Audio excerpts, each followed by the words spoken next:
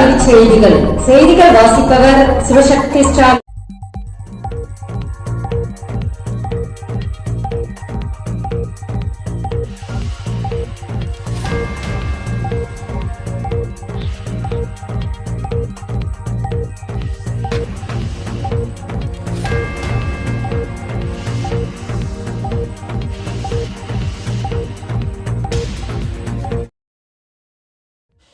தலைமை ஆசிரியர்களுக்கு நாளை வரை அவகாசம். முதல்வர் திறனாய்வு தேர்வுக்கு விண்ணப்பிக்க விரும்பும் மாணவர்களின் விவரங்களை இணையதளத்தில் பதிவேற்றுவதற்கான அவகாசம் நாளையுடன் முடிவடைகின்றன.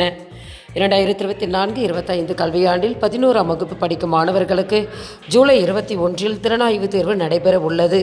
முன்னதாக இந்த தேர்வுக்கு விண்ணப்பிப்போரின் விவரங்களை ஜூன் 21, ஜூன் 26 வரை பதிவேற்றம் செய்ய தலைமை ஆசிரியர்களுக்கு அவகாசம் வழங்கப்பட்டது.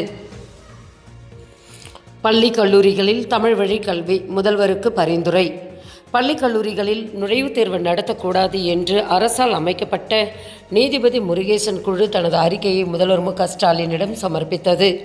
மேலும் பள்ளிக்கல்வியில் தமிழை முதல் மொழியாக முதன்மைப்படுத்த வேண்டும்.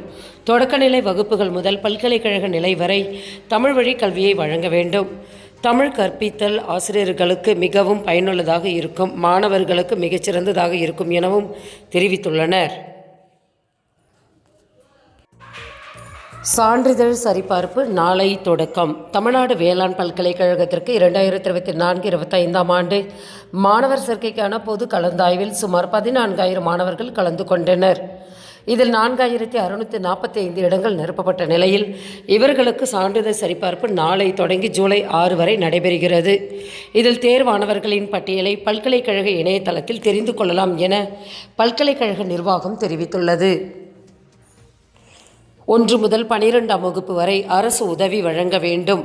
+1 மாணவர்களுக்கு வழங்கப்படும் இலவச சைக்கிள் திட்டத்தை 9ஆம் வகுப்பிலிருந்து தொடங்க வேண்டும்.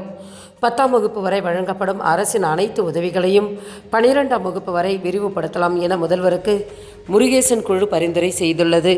தனியார் கல்வி நிறுவனங்கள் அதிக கட்டணம் வசூலிப்பதை தடுக்க வேண்டும். வாரத்துக்கு 4 பாட வேளையாக உடற்கல்வி வகுப்புகள் விரிவுபடுத்தப்பட வேண்டும் எனவும் பரிந்துரைத்துள்ளது. கடலூர் மாணவர்களுக்கான சிறப்பு முகாம்.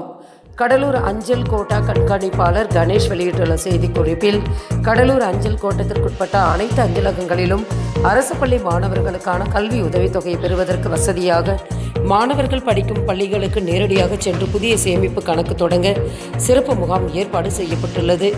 இதனை மாணவர்கள் பயன்படுத்திக் கொள்ள வேண்டும் என அறிவுறுத்தப்பட்டுள்ளது. செய்திகள் நிறைவடைந்தன. வணக்கம்.